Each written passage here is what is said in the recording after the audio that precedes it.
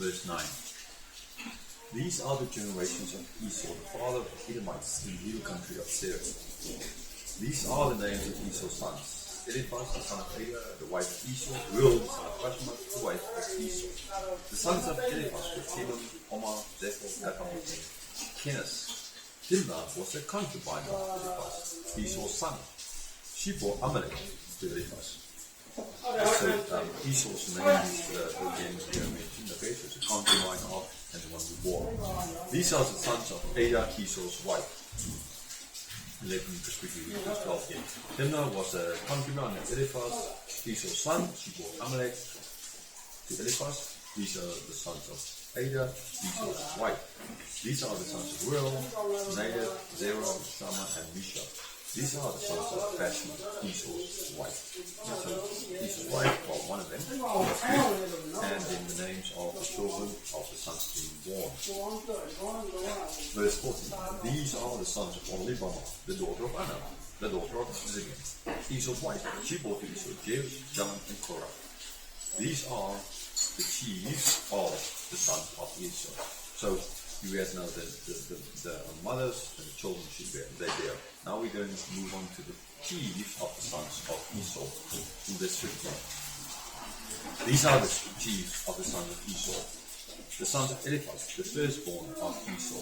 The chiefs Teman, Omar, Zepho, Kenaz, Korah, Gatam, and Amalek. These are the chiefs of Eliphaz in the land of Edom. These are the sons of Ada. These are the sons of Reuel, Esau's sons, the chiefs, Nadab, Zerah, Shammah, and Misha. These are the chiefs of Reuel in the land of Edom. These are the sons of Bashma, Esau's wife. There's a mention of the chiefs, and so there's an added, the names are said again, and those who were chiefs, they are mentioned more directly. Because the Edomites, they became chiefs and kings, as we're going to see later on, a lot earlier than the Israelites would, because they're not going to go into captivity to Egypt for so long. Verse 18. These are the sons of Oholibamah, Esau's wife. The chiefs, Jeus, Jalan, and Korah. These are the chiefs born of Oholibamah, the daughter of Anna, Esau's wife. These are the sons of Esau, that is Edom, and these are the chiefs. Again in this verse, a reminder that Esau is Edom. Okay? So if these people start forgetting about Esau is Edom, Edomites are like related to them, then there's a reminder over and over and over again of that. And there's as well a sharing that God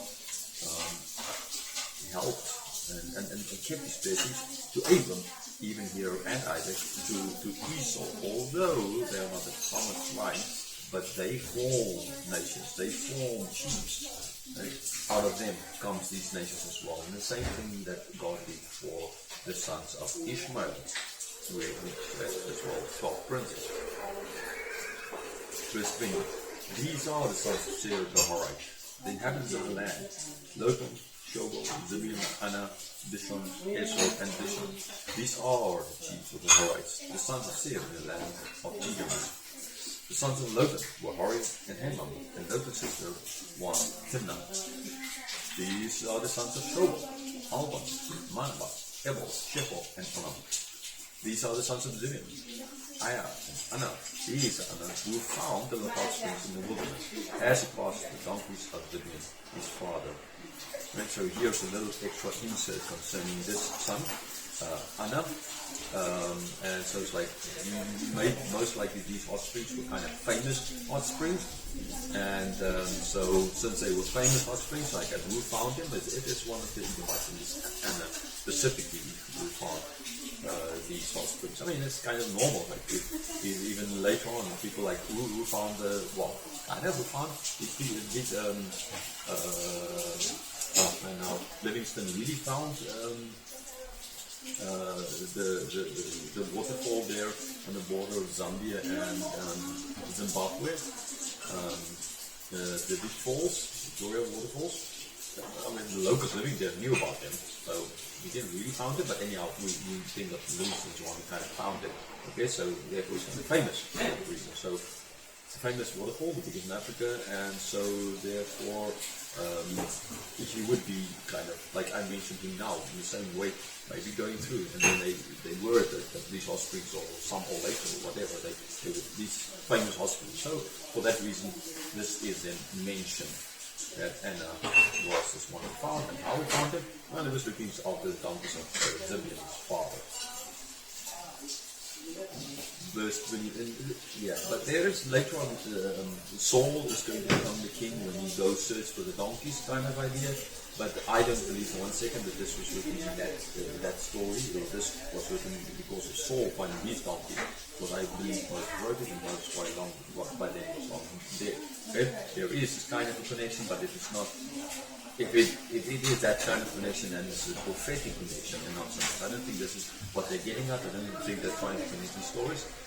This is about just the finding of these offspring. So don't think that if you found, if every time a story is kind of seeming similar, every time that means they are. The focus here is not on the donkeys. The focus is here on what we found.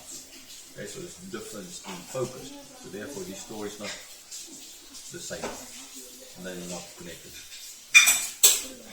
So yeah, some people just say because the stories seem to be connected, and therefore this must have been written later on. That is later on in the time of David, or also after Saul found his donkeys kind of, and therefore it's mentioned. No, I don't think that is not.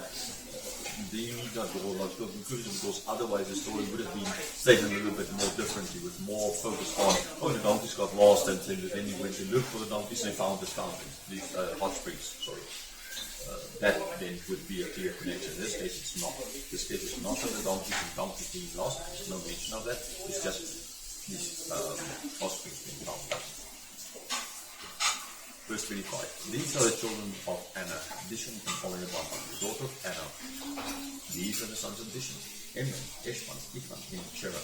These are the sons of Edom, Bilan, Javan, and Akan. These are the sons of Dishon, Cush, and Aram. These are the chiefs of the Horites, the chief Lotan, Shobal, Zibeon, and Anna. Okay, here again, Anna. Dishon, Ezra, and Dishan. These are the chiefs of the Horites, chief by chief in the land of Seir. Again, so chief by chief, again, this idea of they were blessed by God for the sake of Abraham and Isaac, ultimately, and they formed as well nations and groups like the Israelites are going to do. They've got tribes, like they're 12 tribes.